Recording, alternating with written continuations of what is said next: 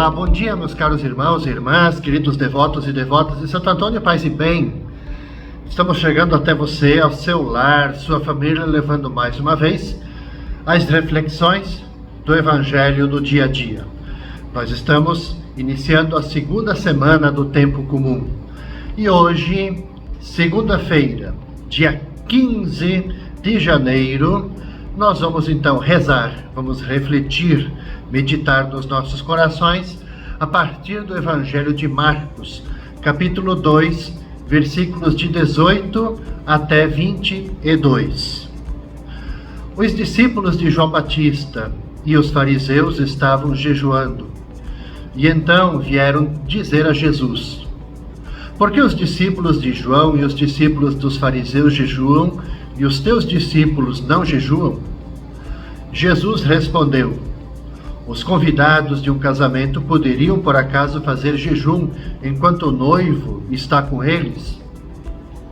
Enquanto o noivo está com eles, os convidados não podem jejuar. Mas vai chegar o tempo em que o noivo será tirado do meio deles. Aí então eles vão jejuar.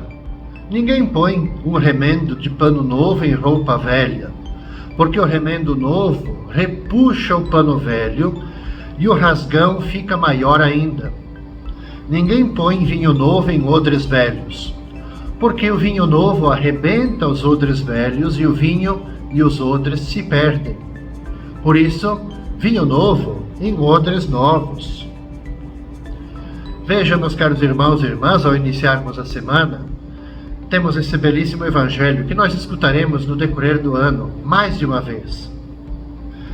E é bom a gente ter presente, primeiro, que ao contrário dos grupos religiosos do seu tempo, e ali junto se coloca o grupo dos de João Batista, os discípulos de Jesus, eles não praticavam jejum.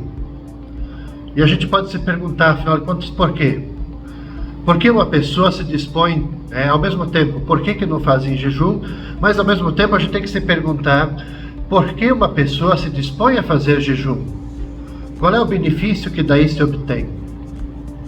Os discípulos de João e também os discípulos dos fariseus, eles faziam jejum, muito provavelmente, para agradar a Deus. E assim, na visão deles, na mente deles, aumentar os próprios méritos diante de Deus. Então, ao responder ao questionamento em torno do jejum, Jesus ele mostra que mais importante do que renunciar a algo material é estar com Ele. Por quê? Porque Ele é o protagonista da história, é o noivo da humanidade, é a razão da festa. Portanto, é tempo de alegria e também de fraternidade. Não é tempo de pessimismos, de aborrecimentos. Haverá dias de tristeza, é claro, assim como a gente vai presenciar os da paixão, tempo difícil, tristonho, mas a Páscoa vai devolver a esperança. Então Jesus é a presença de Deus no nosso meio.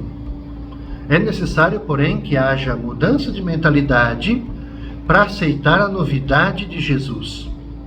Por isso, vinho novo em odres novos, vinho novo em bacias, em vasilhas novas.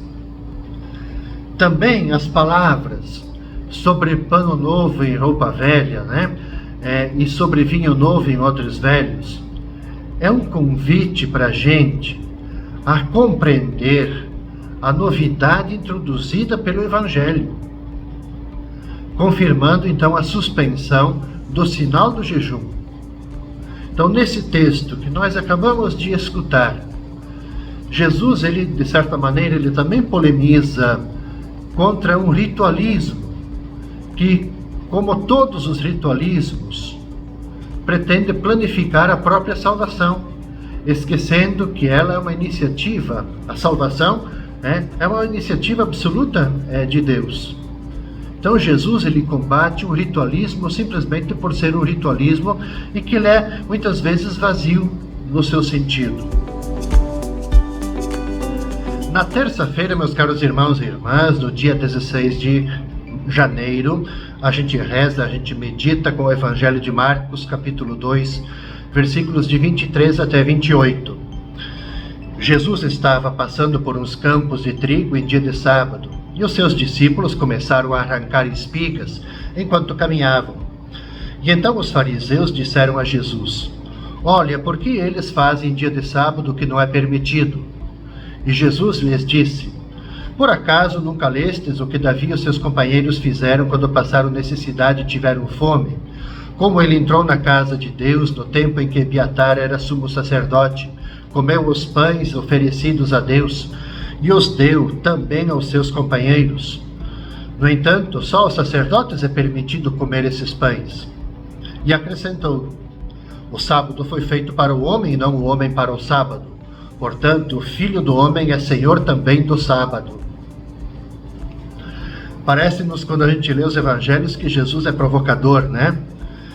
Percebamos, os discípulos de Jesus estão simplesmente colhendo algumas espigas para matar fome em dia de sábado. Se vocês lerem em Deuteronômio, no capítulo 23, vocês vão perceber que lá diz que isso é permitido. Mas também no capítulo 23, logo na sequência, vai dizer que isso era proibido, fazer a colheita, passar a foice na plantação alheia. Então os fariseus, o que eles fazem? Usando de má intenção e tentando confundir Jesus, eles acusam os discípulos dele de violação da lei sabática. Mas Jesus, que é rápido no raciocínio, ele rebate a crítica dos fariseus, mostrando que o grande líder deles, Davi, alimentou a si e também aos seus companheiros com o pão sagrado, que era simplesmente reservado para os sacerdotes.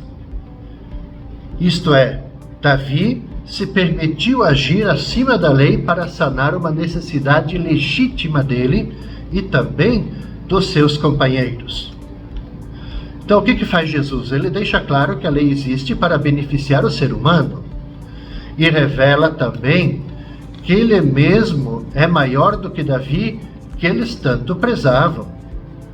Então, este breve texto, ele realça a autoridade definitiva de Jesus.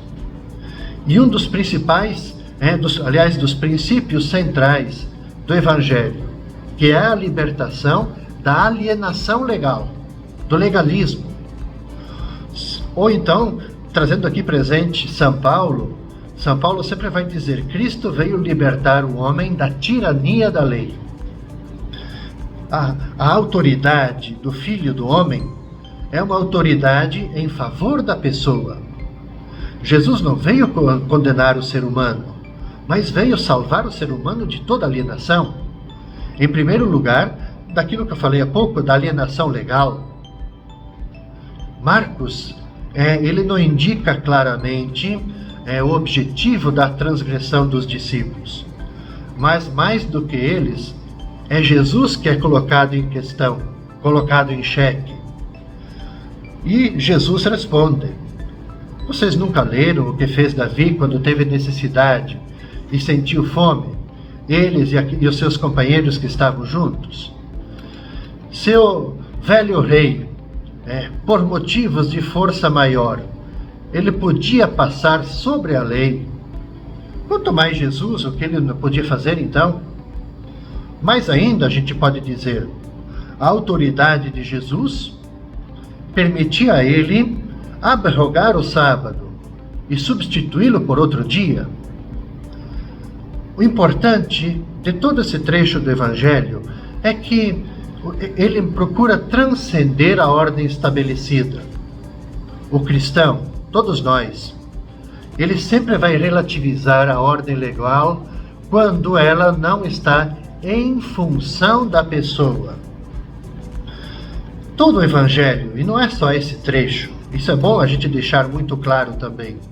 Quando a gente ler as ações de Jesus, nós vamos perceber sempre que todo o Evangelho é uma defesa da dignidade do ser humano, especialmente quando o ser humano, quando a lei ela fere os pobres, quando a lei ela machuca os marginalizados, como os leprosos, ou então as pessoas desprezadas, como eram os pecadores, as prostitutas, os publicanos. Então, respeitar o homem é a gente fazer o bem para eles, especialmente quando ele está necessitado. Isso é uma leitura maior que todas as outras. É a lei mais importante de todas. A gente defender, a gente cuidar do ser humano.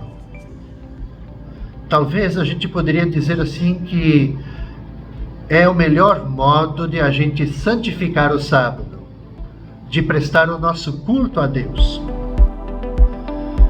Na quarta-feira, meus caros irmãos e irmãs, no dia 16 de janeiro, a gente reza, a gente medita com o Evangelho de Marcos, capítulo 3, versículos de 1 até 6. Jesus entrou de novo na sinagoga e havia ali um homem com a mão seca. Alguns observavam para ver se haveria de curar em dia de sábado para poderem acusá-lo. Jesus disse ao homem da mão seca: levanta-te e fica aqui no meio. E perguntou-lhes: é permitido no sábado fazer o bem ou fazer o mal? Salvar uma vida ou deixá-la morrer? Mas eles nada disseram. Jesus então olhou ao seu redor, cheio de ira e de tristeza, porque eram duros de coração, e disse ao homem: estende a mão. Ele a estendeu e a mão ficou curada.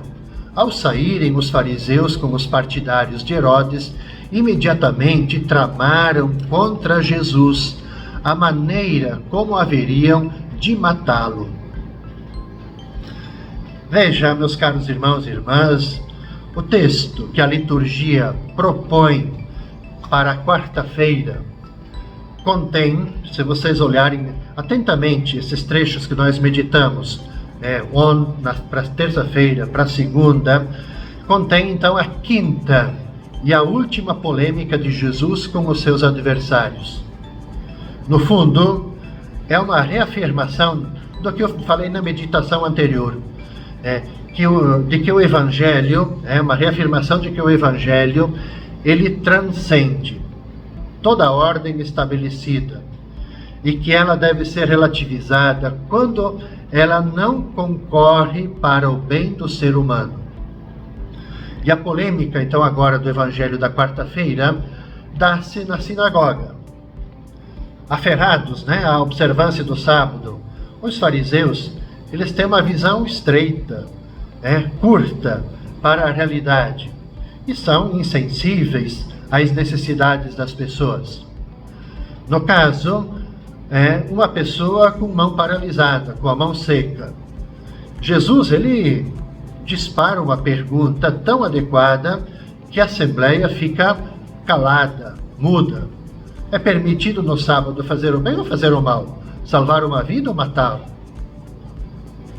A resposta, quando a gente pensa a partir das perguntas de Jesus, ela é tão óbvia, Mas os fariseus, eles não querem se comprometer. Eles não se permitem mudar, abrir o seu coração, a sua mente. Calam-se.